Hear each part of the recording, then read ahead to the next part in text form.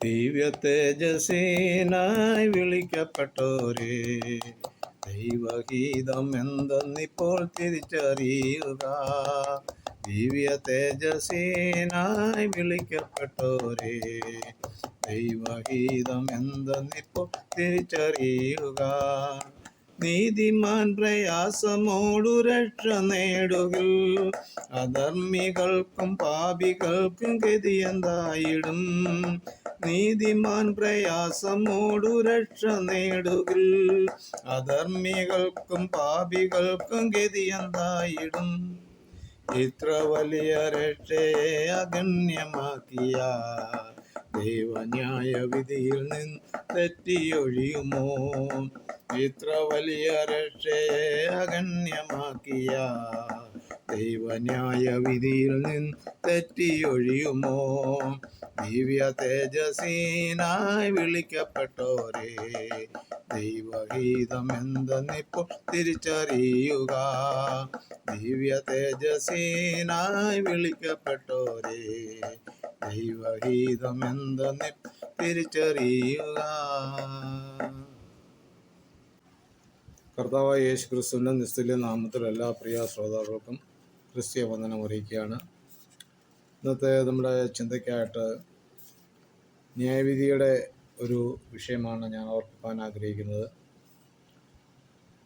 വെള്ളസിംഹാസനത്തിൻ്റെ ന്യായവിധിക്ക് ശേഷം, അതായത് മരിച്ച ആ ബാലവൃദ്ധം സിംഹാസനത്തിന് മുമ്പിൽ നിൽക്കുമ്പോൾ പുസ്തകങ്ങൾ തുറക്കും.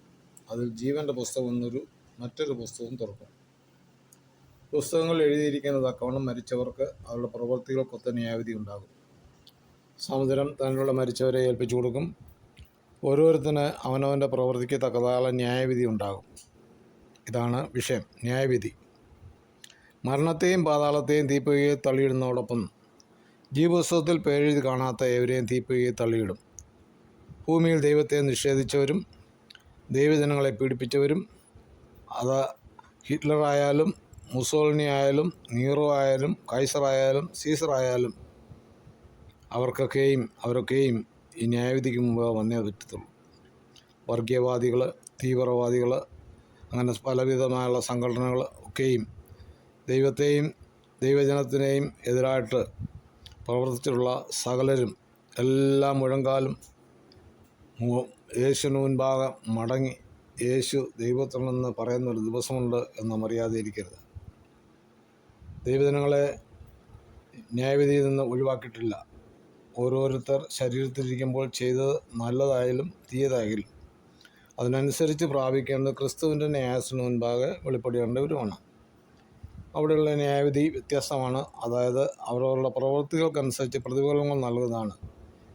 ഈ പ്രവൃത്തികൾക്ക് എല്ലാറ്റിനും ശേഷം സംഭവിക്കുന്ന വിഷയമാണ് വെളിപ്പാട് പുസ്തകം 21-ാം അധ്യായത്തിൽ രേഖപ്പെടുത്തിയിരിക്കുന്നത്. പുതിയ ആകാശവും പുതിയ ഭൂമിയും വെളിപ്പെടുന്നു. ഒന്നാമത്തെ ആകാശവും ഭൂമിയും ഒഴിഞ്ഞുപോയി, വെള്ളസിംഹാസനത്തിന് മുമ്പിൽ ഭൂമിയും ആകാശവും ഓടിപ്പോയി എന്നും കാണുന്നുണ്ട്. നിത്യതയിൽ പ്ലാൻ ചെയ്ത പ്രകാരം ദൈവത്തിൻ്റെ കാലവും തൻ്റെ ജനത്തോടൊപ്പം വസിക്കുവാനുള്ള പദ്ധതിയുടെ പൂർത്തീകരണത്തിലേക്ക് വന്നിരിക്കുന്ന സമയമാണിത്. നിത്യതയിൽ പ്ലാൻ ചെയ്ത് ഇതുപോലെ മനുഷ്യരോടൊത്ത് വസിക്കാനുള്ള ആഗ്രഹത്തെ തകിടം മറിച്ചാണ് സാത്താൻ ആദാമിനെയും ദൈവത്തിൽ നിന്ന് അകറ്റിക്കളഞ്ഞത്. എങ്കിലും ഈ മനുഷ്യരോടൊത്ത് വസിപ്പാനുള്ള ദൈവിക പദ്ധതി ഇവിടെ പൂർത്തിയാകുകയാണ്. സിംഹാസനം എന്ന് കേട്ട മഹാശബ്ദത്തെപ്പറ്റി യോഹന്നാൻ പറയുന്നത് ഇതാ, മനുഷ്യരോടുകൂടെ ദൈവത്തിൻ്റെ കൂടാരം. അവൻ അവരോടുകൂടെ വസിക്കും, അവർ അവൻ്റെ ജനമായിരിക്കും. ദൈവം താൻ അവരുടെ ദൈവമായി അവരോടുകൂടിയിരിക്കും.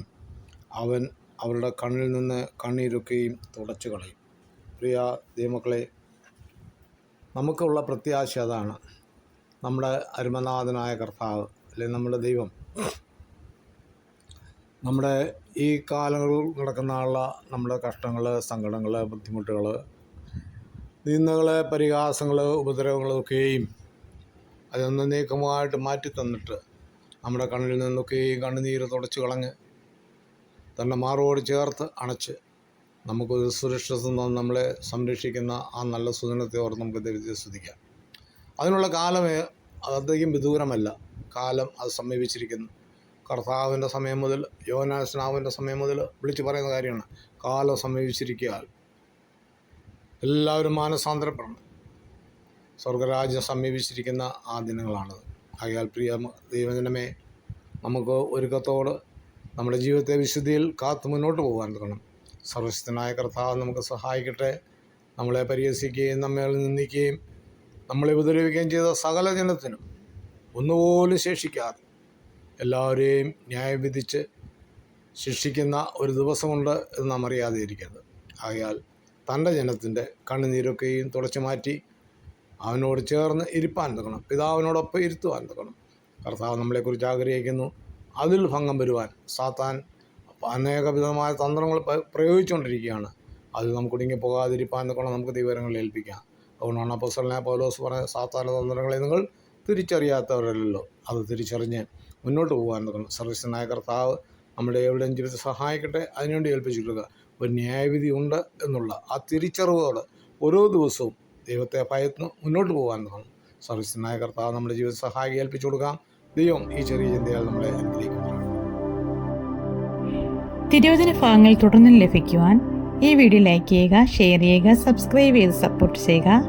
തുടർന്നുള്ള തിരുവചനങ്ങളുമായി നമുക്ക് വീണ്ടും കാണാം.